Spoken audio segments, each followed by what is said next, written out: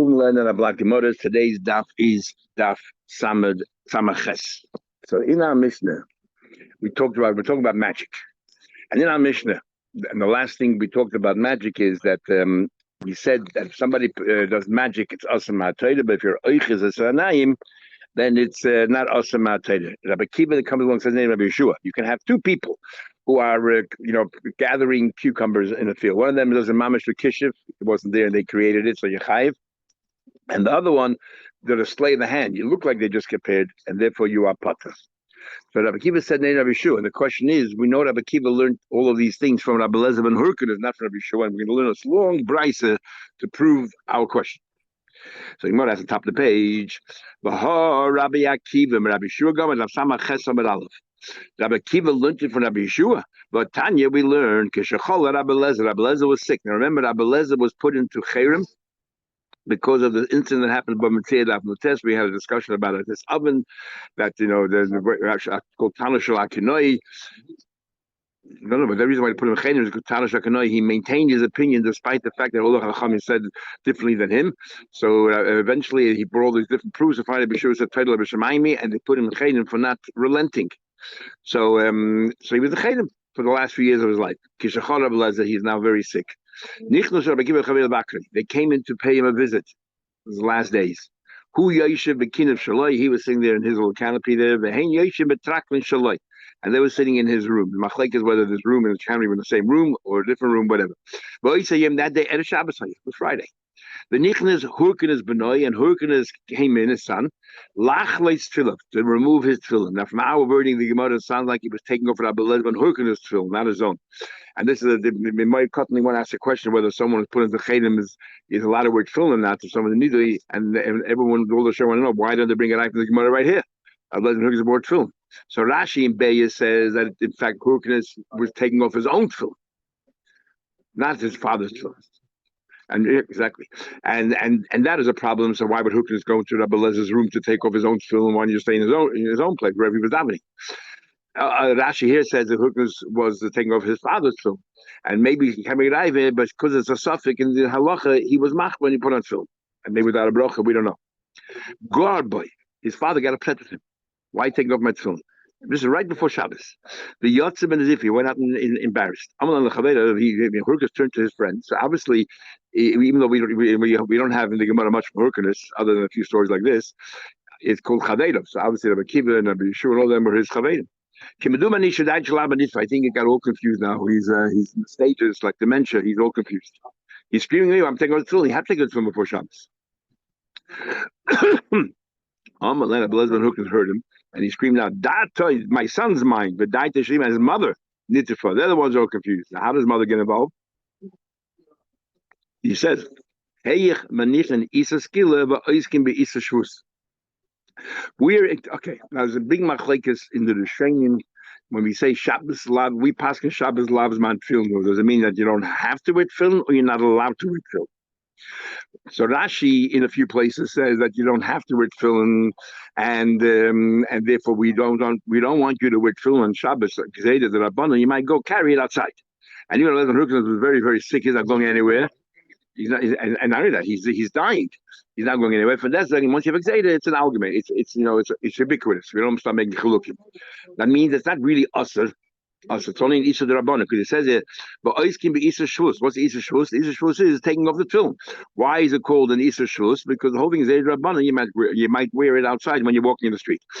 Others, however, learn that it's also to wear tefillin on Shabbos. In fact, since we say that you're not allowed to wear tefillin on Chalamoid, and in fact you wear tefillin, you're Chayim Misa. And why aren't you allowed to wear tefillin on Chalamoid? Because you're being mezalzel in the Ois of Chalamoid.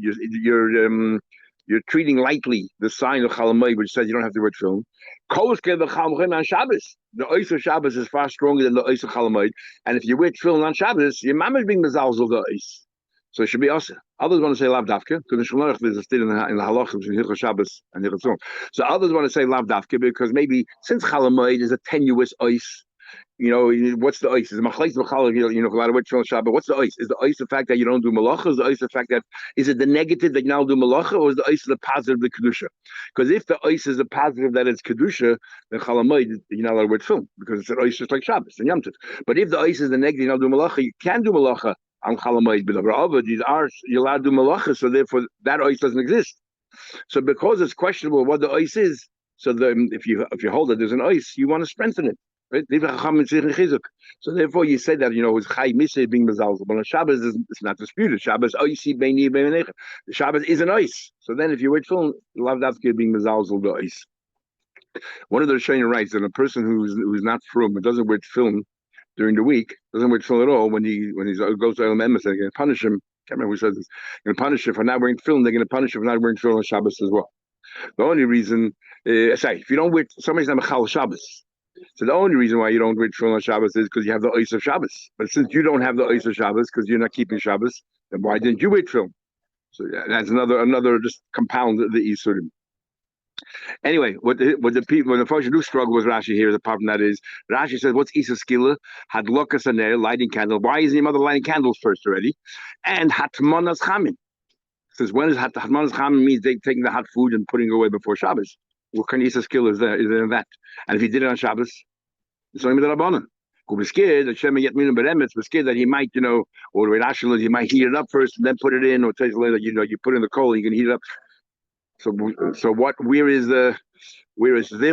the Rashi therefore wants to say that the chilik between hatmanas chamin and tefillin is that hatmanas chamin, if you don't do the right thing and you're matmin beremetz, then that goof is an issa deraisa because you're moving the coal around.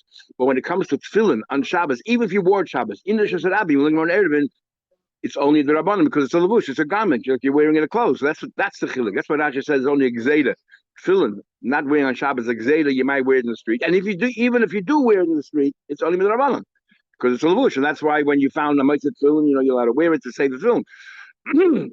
But by chamin, if it's a gzera, because you might do it on Shabbos, but if you do it on Shabbos, what the chash is, either you might heat it up before and put it in, or which is also on Shabbos, or you might put it right in the coal, and you'll move the coal around, and you make increase in the fire, and so on. Anyway, he's very calm. This came in the Yoshua Lefon the Merachid Daldam. It said this in the 4 Amos because he was a Chedim. Other Rishonim actually hold that because of all this, Rabbi Eliezer Hukers was never really put a Chedim. There's a difference in Nidui and Chedim. Nidui is the highest level. There's Chedim, Shamta, Nidui. Nidui is the highest level.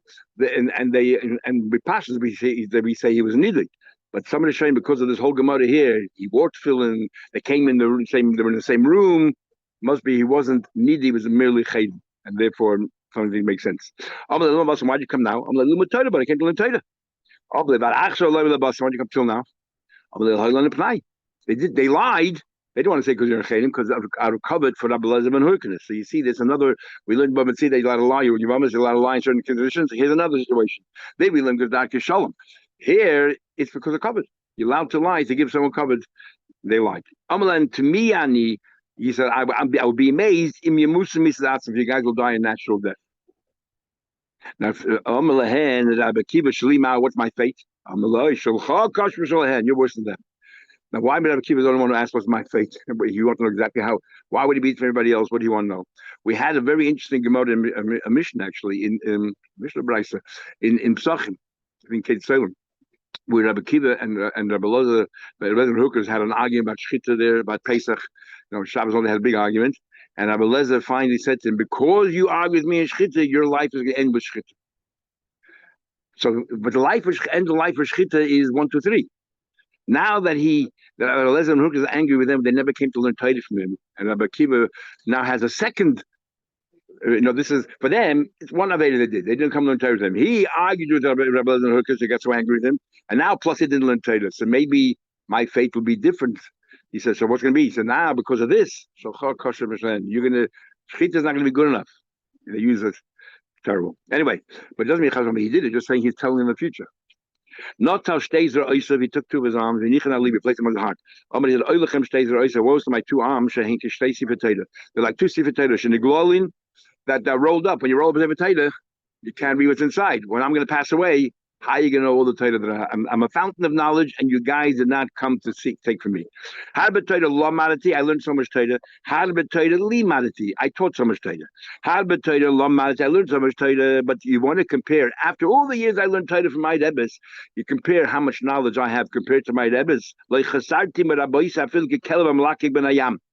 That a dog drinks a little bit of water in the yam. What's the comparative ratio? minuscule, right? A bunch of zeros, 0.1, whatever it is, compared to 100. My learning Torah is even less than that, compared to how much knowledge my Rabbeim had. But now you guys compared to me, how about Torah Lima that taught so much Torah? You think your ratio is a little better than my ratio to my Rebbe's. You have like you put that straw in that little tube and you take out a drop. And you could have taken so much more. And you didn't come to learn from me. I can teach you here just on one din here about goyim, about leprosy. Nobody ever asked me about it.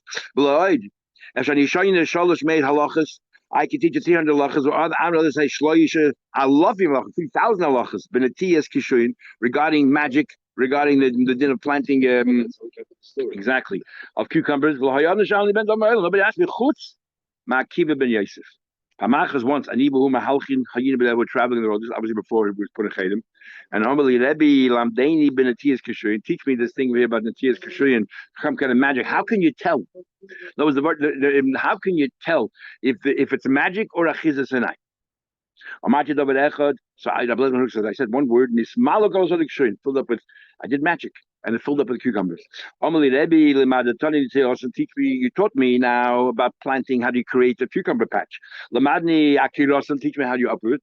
I said one thing, and I said one thing, and they all gathered together in one place. In other words, they moved from here, they went somewhere else. And in other words, he taught me how to tell whether it was magic or whether it was only a chizas inayin. Because to an ordinary person, you sit there, people go to a magic show, sometimes you walk away in awe. How in the world did they do this? Where did it come from? Amrulai.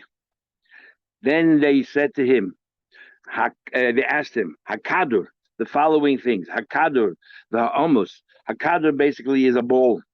And it almost is like a shoe that's sitting on the what's a bench top where they have the mold of the shoe sitting there. La kameya, and you have a parchment. All of them were rolled up and stuffed inside and sewn up. The tzeroid hamargolius, and you have you have a wrapped up margolius, precious stone. And you have a little weight. All these wrapped up, and they're stuffed with filling. So in other words, initially they had a base kibble. They had a receptacle, and we know the law is anything has a receptacle can receive tumah. But then you stuffed it up and you permanently closed it up. How do we treat this thing? Is this considered a keli or not? Because now that you filled it up and you sewed it up, even though in theory, first of all, it was a base kibble, and then and in theory you can always open them, take it out, but you're not planning to. How do we treat that? He said, "Hain tamein." He said they're all tamei because just because they're filled in, because it's not part of the thing itself. It's as if it's not there. It has a base kibble, and Rashi says he's arguing. The Chachamim Teja says he doesn't know where such a machlekes is, and he just tries to find some place that alludes to it. The taharosim, and how are you metaya them? Is there a chatzitza? Let's say you ripped open this whatever the ball of it. Let's say ripped open.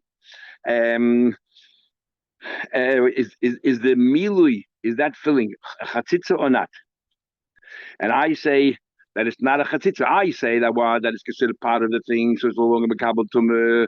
It's no longer klei kibul. It's part of the thing, and therefore I say that even if you open it up, if you put it in the mikveh, k'maisha hang. You don't have to extract the inside because it's like part of the keli itself. Actually, in Shulchan Aruch, in Hilchos Sukkah, there's a suffix of Shulchan Aruch, and l'chayda, that suffix is based exactly on this Gemara here. That is, if you place a ladder on your schach. Now the ladder, the Gemara talks about. If you remember, they talk in the second page. If you have the ladder post with the holes in it and the kavis, base kibble, is it mekabel tumah or not? And the Gemara said, "What's the shaila?" Of course, it's mekabel tumah. In fact, the Gemara said it is mekabel tumah. The Gemara said because since it's made to be filled with the steps of the ladder, so therefore with the rungs, so therefore maybe it's considered as if there's no kibble because it's permanent. So what about a case where taka is in there?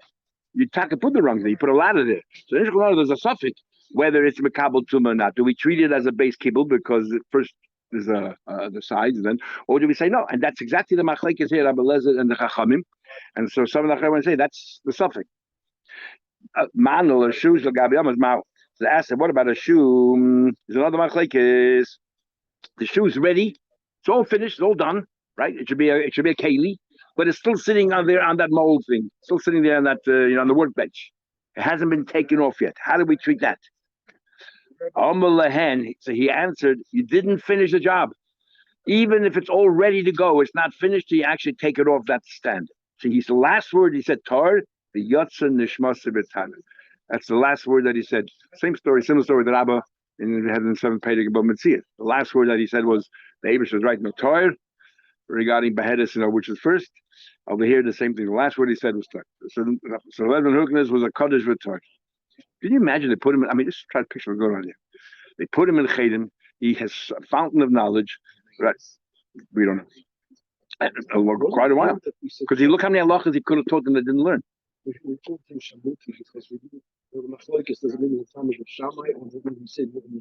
Exactly. But Shamta is not needed either. There's 3 levels. There's Chedim, Shamta, and Nidui. There's you're right. The thing is, if somebody's a nidui and doesn't ask for repentance, you bury him, you put a stone on his grave. So Rabbi Shua didn't want that. So Rabbi Shua stood on his feet and he says, "Hutan haneder, hutan neder." The chedim is off, so he's buried with covered. They did it in Mana Indian that you shouldn't have people lesser, but they give and like with all the chachamim. You have to have, you have to have rule of law. But to do it against Rabbi Hook, it's amazing. Yeah. They didn't apologize to him. He didn't recant. To the very end, he did not recant. The Motzei Shabbos, Pogaboy Rabbi Akiva. Very hard to understand. Pogaboy Rabbi Akiva. We just learned they were all there mamish a minute before Shabbos, right? They were taking over his film. A minute before Shabbos, he was telling me, why don't you really light your candles? And actually, it's a big machlekes face of trying to talk about what goes first, taking off the film or the lighting of the candles.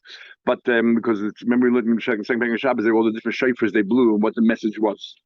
But we're in Pogaboy Rabbi Akiva.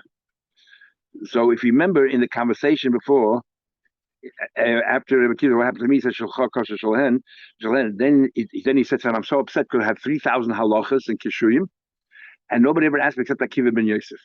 By saying those words, it sounds like Rabbi Akiva is no longer there. Because if Rabbi Akiva is standing there, what do you mean except Akiva ben Yosef? He's right there. So if anyone said except you, or you just call him Akiva, I said Akiva ben Yosef like he wasn't in the room, and he said this person. So for whatever reason, now we have to know what happened there. Why Rabbi Akiva didn't stay there for Shabbos? He did. His Rebbe was dying. Everybody stayed behind. And Rabbi Akiva went somewhere, and he couldn't go far. He must have gone to I don't know what happened. Yeah, a minute before Shabbos, where could he go already? So he was in town, but he wasn't by his Rebbe that Shabbos. Very difficult. What happened that Shabbos there? Where was he? So Pogaboy, he happened to meet Rabbi Akiva. We have to meet. Okay, whatever reason was there Shabbos. But so Shabbos, the first thing he would have done was go straight to see how his Rebbe is doing. How's he feeling? No, Pogaboy, that happened to a chance encounter. And Rabbi Shua, a chance encounter. Or one of the Talmidim. Rabbi Akiva and Mikesedi Lelud. So anyway, Ben Casey Lelud. And not only that, he wasn't even. Rabbi Lezer we had more sukkah. Rabbi Lezer lived in. We had actually Sanhedrin in the first page. Rabbi Lezer Lud. Rabbi Lezer was in Lud. For some reason or other, he was in Kayseri, and they were taking the kafir from Kayseri to Lud. And Rabbi Akiva happened to meet at Levaya. So he met the funeral. What's going on over here? So he didn't even stay in town. He get to Lud just before Shabbos. He meant somewhere on the way, some maybe a town outside of Kayseri. For whatever reason, Rabbi Lezer was there. Sorry. No what? No, but where's Rabbi Akiva? He was there a minute before Shabbos. Mamish, minutes before Shabbos. And what happened? Where did he go Shabbos? Unless he was a pulpit rabbi somewhere and he had to go, the show wanted him, and then... Where was this located? Where this episode happened? He's somewhere on the road between the two. He started banging himself until his blood started to pour out. Now, the Rishonim will have a question. We know you know do Srita, so there's a big machlekes in the Rishonim. If Srita, scratching yourself, taking a knife or whatever, stabbing yourself or scratching yourself, is forbidden, makes you bleed, but banging your heart is permitted. That's one view in the Rishonim. The other view in the Rishonim, like Taisa says here, Taisa makes no difference banging. You're not allowed to bang very hard. Sorry? What, banging? Usually not, but he bangs so hard. Obviously, he bangs so hard. Taisa says, the reason why you're not over Srit over here is There's no difference between a hakah. You now do both. The reason why he didn't do because he was in pain. He was upset not about the person. He was upset about the Torah. Chukasayim is all that is when he do it could upset the person. The father died. So he says because he could have covered a Torah, he did it. It's a different story. Ad Shadam Mishesh Lotus. Can you imagine how hard he had to bang himself? Because of Pasach Labashuda, they lined up in a Shuda. Muhammad, he said, this is what Rabbi Kiva said about Rabbi Lezer. He said, Avi, Rechev Yisrael, the same thing Elisha said about Eliyahu. Avi, Father, Rechev Yisrael, Sharidin, Parashav, Harbe Moiz Yeshli, I have so much money, I have so many sugis, I want to have clarity. The English Shulchani Lad Saisum. I don't have a money changer, give me change. I have no one who can explain to me all my difficulties that I have now in learning. So hard to understand. Alma. Now we finally get to our question. Bottom line is, he lived Rabbi Lezer, not Rabbi Yeshua. So the Gemara, Gomer Rabbi Lezer, the Loisav, he couldn't understand it. How the Gomer Rabbi Yeshua, but Asbun Nelly. Rabbi Yeshua explained to him nicely. But the exact same thing is said to there, but that Meir, where he learned from Rabbi Kiva, he learned from Rabbi Shmuel. And then we have the same thing. He learned from one first, and then the next one explained to him. Now the question, very simple question. Hey, how can Rabbi Lezer and Hurkas no magic? But not done Ha'isa Ma'isa Chayiv. If you're doing a Maisa, now we did have, if you remember in the first payday, the qualifications for a dayan. One of the qualifications is that you have to know magic. And the Rashi said that the reason why you have a dayan has to know magic is because in case you're trying a magician and they through their magic are able to obstruct their punishment, prevent the punishment from happening, the dayanim can quash the magic. That's one thing knowing, but here he actually used the message. How can you do that? They were shiny, Islam shiny. To teach is different. We learned like Timalasa. It says in the pasuk you shouldn't teach to do it, and we learn out from there. Like Timalasas, last year you can't replicate the going where they're doing to do what they're doing. I'm allowed to learn in order to teach. Hadnalach arba misses. Now goes the next thing. In Dafnun Gimel, we had a whole list of skillers. Now comes the Ben Serimura, and this has an entire payrik dedicated to Ben Serimura. Now, according to one opinion, but Ben Serimura, remember, we're talking about a kid. We'll soon see how old the kid is. But the entire window of a Ben Serimura is 3 months. 3 months, from 13 to 13 and 3 months. And there's a whole chapter here in the Gemara to discuss that. Says the Gemara Mishnah. Ben Serimura, what age you become Ben Serimura? Mishayavish takes out, it has to be a mitzvah. Now, it's quite obvious to be a mitzvah, because if you're under a mitzvah, you're not punished. And here we're giving a skiller. And it's something to discuss. Even we're worried that this kid, the way he's behaving, how terrible he'll be, and he'll be standing on the roads and robbing people, maybe even killing people. The worst he'll kill people. The punishment is sayif, cherev. And what are we giving this kid who didn't do anything yet? Skiller. How does it work? Why are you giving him more severe punishment than he would have gotten if he would have offended in the worst possible way? Being very frustrated. The best answer you can give me was understand. How can we give Misa to someone who did nothing? Hashem Soifoi. We were worried that he's going to come to listen. Yeah. But now we're asking him a stronger question. Even from his parents. It's only from his parents at this stage. And what do you do? A stick of flesh? He wants some wine of flesh. Interesting. I'm just trying to say that it's only ties to a son, not to a daughter, not because it is a custard, but because girls don't eat flesh and wine. This is so immediate, maybe. Girls generally don't eat a lot of flesh. They don't have a barbecue or drinking a lot of wine. So that's just not in their DNA. So anyway, different custard behavior. Until he has a beard. Beard does not mean the beard on the facial beard. It means by his the pubic area, and we'll soon see how much. So why we use the word beard? Because Chamim are speaking in a lashon nikiya. You speak on Shakir, then you spell out the whole thing anyway. What did you gain? So Rebbe says, Kiyili ish ben. So we dash for the son, ben lebas, son and not a daughter. So it sounds like a concept. And ben v'loy ish, a ben v'loy ish, not once he's an adult. So what age are we talking about an adult here? We'll see in a minute. Cotton potter mitzvah. Why is it cotton potter? Because he's under the age. Not chay mitzvah. So first we started with a pasuk, right? It says ish, and ish sounds like not a cotton. And then you tell me a svara. He's not chayiv mitzvah. So why even need a pasuk for? Why is it different than anything else? So we'll soon see. cotton on the potter. I know the potter. What do you mean? No, time. It says in the reason shaloi balachal mitzvah is underage. But so heicher ashkechen the honor shakosel the hachal by krol mitzvah. Why even need a pasuk here by a ben sayer murder that if he's underage he'll get punished when no mitzvah he get punished underage. And on hachal this is your point. To ben sayer everybody else you commit a sin you get punished for that sin. Under bar mitzvah you're not responsible. But the ben sayer didn't do a sin yet. We're now judging him, prejudging him based on this behavior. What's he going to be like when he becomes an adult? No, once we're talking about the future, what does it matter if he's 13 or now he's 11? We're judging him based on his future. Al-Shem Seifernetic. Since we're talking about the future, but even Al-Shem Seifernetic is a Nami. What's the chiluk if he's now a cotton? We're not punishing him for what he did now. Number one. Ben v'loish cotton mashma fakert. You tell me Ben and not an adult. So what's not an adult? A minor, under 13. Right by us, an adult is 13. So the pasuk seems to be telling you that a cotton is yes a Ben side of the murder because it says ish. It says Ben side of the murder and not an ish. So Ben means a child. It says the pasuk Ben. It could have just said Ben ish. It says Ben. You think it's talking about two different people? We're talking about the same person. That this person is a Ben is almost an ish, almost an ish. That means it's 13, and we'll soon see what I mean. Almost an ish. An ish is a progenitor. Someone is able to procreate. And we're going to learn in a minute that we can only, even though a child 9 years old already can have intimacy, but you cannot procreate until you're bar mitzvah. Says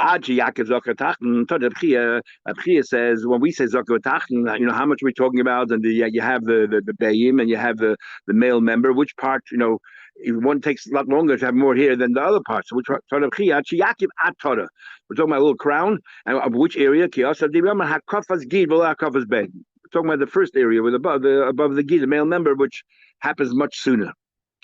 Chiza comes along and says the following din: Cotton shahaylit ain't benoi nasa ben soida moida. If a minor is what do you call it? If a minor gave birth, his son cannot become a ben soida moida. New drasha. His son, if he gave birth to this boy when he himself was not a ish. No, it's ben leish. The father had to be an ish when he gave birth to this ben. If the father was not an ish when he gave birth to this ben, the father himself was under.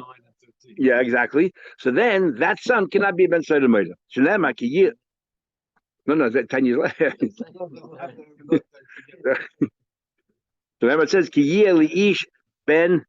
It says leish ben. Leish ben. The father had to be an ish at the time. But the ben. It can't be a ben. The father himself was under bar mitzvah when he gave birth to him, or when she conceived. No ben said murder. So you're telling me that each ben we're talking about one person. Sorry, we're talking about two people. One is the ish, the father, and the ben. A minute ago we said that the ish ben is talking about the same kid. That the kid has to be a ben that's almost an ish. In other words, 13 years old. Didn't we just use a minute ago for Yehuda Marav? Right, there has to be ben. The boy has to be like almost good. Some give us a shalish. The Gemara says you can learn both. Because if otherwise, lema crow should say ki ben leish. My year kilish ben. It could have said it would be a ben leish, and it will say the ben that's almost an ish. Why reverse the order? Kilish ben. We learned two things. Shema mina likirav chizra. So right now we're saying the fact that it says leish ben. Read it simply. Ish had a ben. Two people. One was a ish and one was a ben. Like the Chiza said, the father had to be nish. I want to learn from there also that the child had to be 13 years old, could have to be some give Rosh Leash. Let's learn only at Chiza's drasha that the father Ben Ish. Could have just said Ben Ish. If it would have said the son of Ish, we learned of Chiza's din. My Leish Ben. Leish Ben teaches two things. Now this what Chiza said argues with the Rabbi. Please the Rabbi. Rabbi said, Rabbi said, under bar mitzvah you cannot procreate. You cannot procreate. Remember, it says, if somebody stole and then he swore false, and then he wants to be murder, and he has to be a carbon and he has to return the money to the person that he made a shvuas, he made a false shvua. So then what he has to do, he has to go and pay back the money. But what happens? The guy is not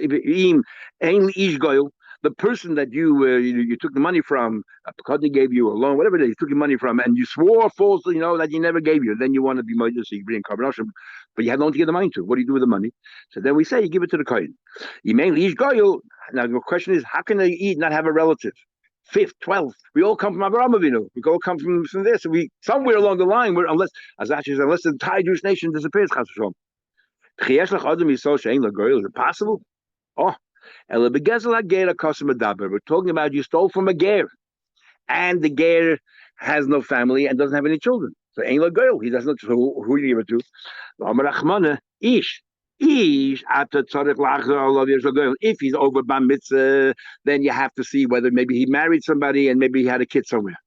But if he's not an ish, because there's a pasuk, im ein ish. Why describe him as an ish? The only time that you have to investigate a ger to see maybe he has children is if he's over bar mitzvah. But if he's under bar mitzvah, even if he had even got married, he can't have kids under bar mitzvah. This is Rabba's raya. The imlav cotton the yedua we know she'ain legoyim. This long places here has a question. A cotton ger, how does he have money? We're talking about Mahatayda now, because the Torah is talking about Mahatayda. You're telling me now this pasuk is talking about a ger who's a cotton, has no family, and therefore you have to give money back to the kohen. So how does the guy have money? Mahatayda. We know with the Rabbanan, we have, it's about Dr. Shalom, if a kid finds a mitzvah, or you give how does he have money? Mahatayda. The Torah recognizes it. So Taisa first of all says maybe he yashened his father when he was a goy, and we learned in Kedushin that a goy yashens his father. If you test with it, and therefore he has money. And then Tesis has a whole discussion, which is big machek Shayim and in Choshen Mishra and Shach and others. That is that das acheres makne, which means that if somebody else gives it to the child finds a mitzvah, he's the one who's making kinyan. He can't make a kinyan. But if someone else gives to the child, so then the child is kinyan mehatayda. And the long Tzayis Gimel that explains, because the main person who does the kinyan, there's a famous question: who does the kinyan? Is the main person doing the kinyan is the makna? He's taking it out of his rishus, and all we really need is a tacit acceptance from the kohen. And that, so when the kohen makes the kinyan and takes it, the kinyan is just saying that I want it. But who's taking it out of the rishus of the makna? The makna himself. If you learn that way, then das acheres makna is mahataydik. Who did the kinyan? An adult. An adult made the kinyan. That's exactly right. But then, very good. And then, if you learn that the kinyan is the main person, the kinyan is the kohen, then the child can't be kohen. Even das chesmak was a help. The kohen is a child. Then it's only midrabanan. That's the machlekes. Then when the Gemara says in a sukkah of Mavav that don't give a liknik, you should give a lulav to a child because he's kohen, but he can't be makna. Is that mahatoyda midrabanan? Depending on what we just said, because there's like das acheres maknas, you're giving it to the child. So Matayda, for sure, you're not yotze. If it's the rabbanon, then maybe the other, then maybe you are yotze or whatever it is, or there's all kinds of solutions on how to deal with it. But that's the question. And that's a long case here. And then there's the question: how can you make a geir for child? Because we learned there in the Firal that it's a bezna zeiche. But how can you be zeiche when he's a child? And zeiche because shlichus, there's no shlichus. Anyway, Tesa makes an interesting point. Tesa says that geirus is different than any other kinyan. A kinyan is an object, and now it belongs to me. Geirus, it's about me. It's my goof. My goof is changing. If my goof is changing, then even though we use the word schus, bezna zeiche, on behalf of these geirim, it's not the kind of schus that you have in all other places. It's that we're helping you out, but it's you. It's your body. It's you. It's you becoming a yid, and therefore it's very, very different than all the other laws of schus, schim tam shlichus, and all that. Quickly, Eisha Abai asked a question to Rabba. Abai never lets go his rebbe. Rabba and Rabbi Yosef, more than any other student they had. It says in Pasik, the person has a relationship with a woman, Shich Zera, and if there's a Shivcha Nechrefes Lish, to an Eved Ivri, but she wasn't yet redeemed and released and so on and so forth, then so then she brings a carbon and all that. Ish Ish Ben Tezayach should only be 900 if it's a 9-year-old kid. That also roll the beer. That also is the same thing. It's also the Ish. So we see the what that even under bar mitzvah shaykh to have beer. So you have beer, shaykh to have kids. What's the idea of beer? So Rabbi said, what's the question? Yes, but they violent. He can have intimacy, but he can't. He's not capable yet of a pregnant woman being violent. Even though we're going to learn the Gemara in a few days from now that 8-year-old girls, Basheva was 6 already married. Shlomo was the second son. We're going to learn that they could have kids and everything else, and so on. We'll see that women might be different and women change. He waited for her to turn 3.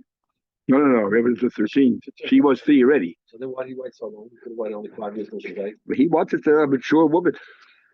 He was 53 and she was, 13. Have a good relationship.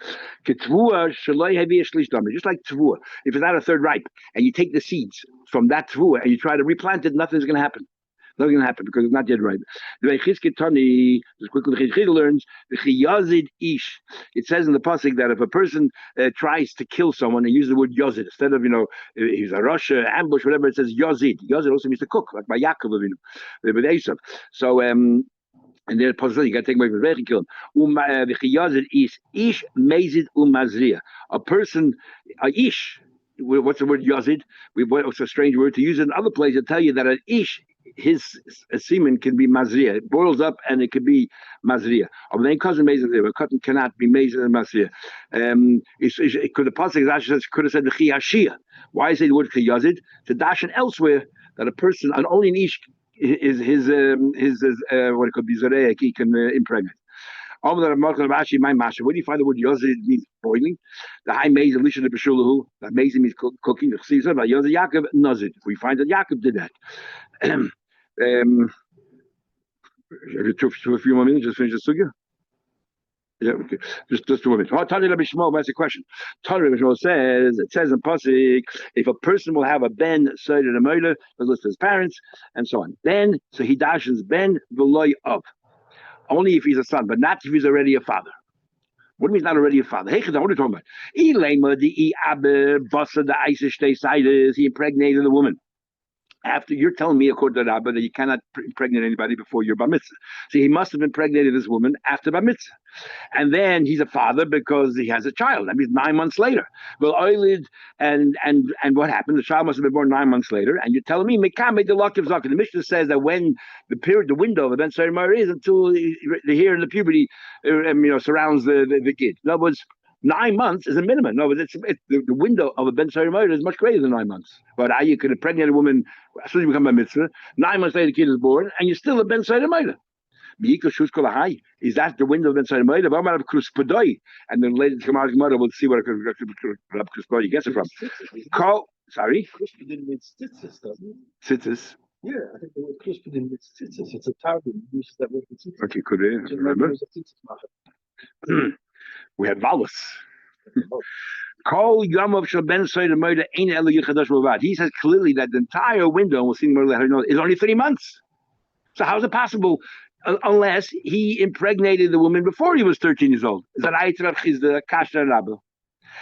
The Abba Mekhamid, he must have impregnated her before he was bar mitzvah, and she gave birth as soon as became bar mitzvah. So therefore, in that 3-month window, he became a father. He's not a ben Seder.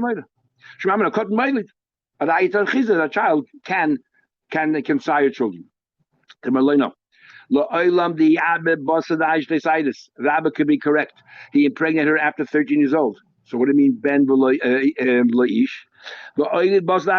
And 9 months later gave birth, and that's way beyond the window of a ben Seder. So what are you talking about? Because when does a woman suddenly start appearing to be pregnant, to be a mother, when 3 months, a third of the way in the pregnancy, which is 3 months? The Kakashi asked me a question about Kruspadoi. You look the whole window is 3 months, and how can you have a child within 3 months? Ki Asher Abdimi Amar Amri b'Marava, the same as Israel, Ben v'loy haroli kraisa of. Not that your mom is your father. The moment that you can recognize that a woman is pregnant, 3 months into the pregnancy, he's already called enough. You're about to have a child. And that's what it means. His potential to be enough. So if he already impregnated a woman straight away, then this child cannot become a Ben Seder Lemoida. That's what it means. Okay, have a good day.